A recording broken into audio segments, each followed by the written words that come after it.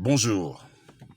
En ce jour du 2 octobre, institué par les Nations Unies pour interpeller chaque citoyen sur la nécessité de cultiver la non-violence, chaque État sur la nécessité d'adopter la non-violence dans le règlement des conflits, dans le règlement des divergences, des litiges, je tiens à interpeller vivement nous les Africains. Nous les Africains pour nous dire que si nous les Africains, nous avions conscience, nous aurions pu tirer leçon de l'esclavage. Nous aurions pu tirer leçon de la colonisation pour ainsi être une référence, un exemple, une leçon aux yeux du monde pour ce qui concerne la valorisation et le respect des droits humains. Mais hélas, nous voyons encore avec nous les Africains que nous ne respectons pas du tout les droits humains. Et ce sont toujours les Occidentaux qui doivent revenir, nous rappeler que nous avons violé les droits de nos frères. Nous les Africains, nous ne tirons pas leçon de l'esclavage et la colonisation et nous allons acheter des armes chez les Blancs.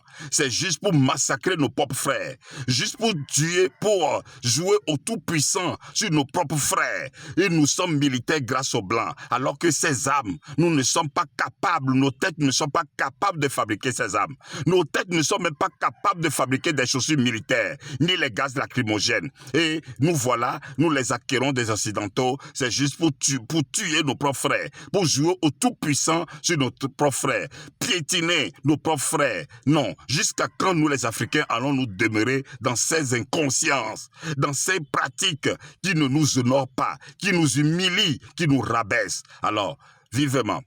Nous avons écouté récemment notre ministre des Affaires étrangères, M. Robert Doucet, devant les Nations Unies, demander à ce qu'il y ait réparation, que les Occidentaux, qu'il y ait réparation vis-à-vis de l'Afrique par rapport à l'esclavage et la colonisation. Mais, M. Robert Doucet, j'ai envie de vous dire, mais quelle autre réparation quémandez-vous lorsque les Occidentaux eux-mêmes nous ont enlevé les chaînes de nos cous et nous permettent également aujourd'hui de porter des cravates comme eux. Et vous étiez en cravate devant les Nations Unies. Alors, quelle autre réparation voudriez-vous lorsque les Occidentaux, en nous colonisant, ont décidé de notre émancipation. Notre émancipation en nous accordant la possibilité de nous scolariser, d'aller vers l'académie. Et aujourd'hui, vous avez des diplômes, vous êtes diplômés grâce aux Occidentaux et dans leur langue.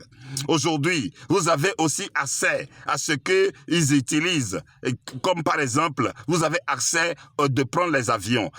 Grâce à eux, vous connaissez, vous avez appris ce que c'est que la diplomatie et vous tenez un passeport diplomatique en main. Aujourd'hui, grâce aux Occidentaux, nous roulons dans les voitures comme eux. Alors, quelle autre réparation voudriez-vous? Quand ils nous donnent accès à nous, également, nous obtenons des visas pour aller étudier chez eux, pour aller bénéficier des conditions sociales, même des Africains qui bénéficient des revenus pour personnes n'ayant pas un emploi en main, des personnes, le RMI, etc., les revenus sociaux, les Africains en profitent, en bénéficient. Alors dites-moi concrètement, quelle autre réparation voudrez-vous? Quand c'est grâce à eux que nous avons des armées, que c'est grâce à eux que nous avons des colonels, des généraux, et nos grades sont dans leur langue, et les armes que nous possédons, que nous tenons, nos têtes sont incapables de les fabriquer. Les gaz lacrymogènes que nous utilisons contre nos propres compatriotes, nos têtes ne sont pas capables de les fabriquer. Alors, dites-moi concrètement quelle autre réparation? Et encore pour corroborer, devant les Nations Unies, vous dites que le Togo va bien, que les Togolais soient à l'aise, ont de bons traitements, etc. Ah bon, vous le croyez? Vous le croyez? Même les Occidentaux qui ont des conditions sociales pour la population, même les personnes au chômage ont droit à un revenu mensuellement. Ils n'ont jamais crié qu'ils sont dans de bonnes conditions. Alors vivement, je nous interpelle à revoir copie. Je nous interpelle à revoir copie, à nous libérer de nos illusions, de nos mensonges, à arrêter de nous tromper, nous les Africains, pour faire le choix d'aller vers un changement de mentalité et aller vers l'essentiel. L'essentiel pour nous reconstruire, l'essentiel pour notre valorisation, l'essentiel pour notre respect. Maintenant, pour finir, je voudrais lancer un appel au président Emmanuel Macron. Son Excellence, Monsieur Emmanuel Macron, permettez-moi de vous demander, est-ce que les pays qui siègent au Conseil de sécurité, ce sont des pays qui sont incapables de fabriquer gaz lacrymogène? Est-ce que les pays qui siègent au Conseil de sécurité, ce sont des pays qui sont incapables de fabriquer des chaussures militaires?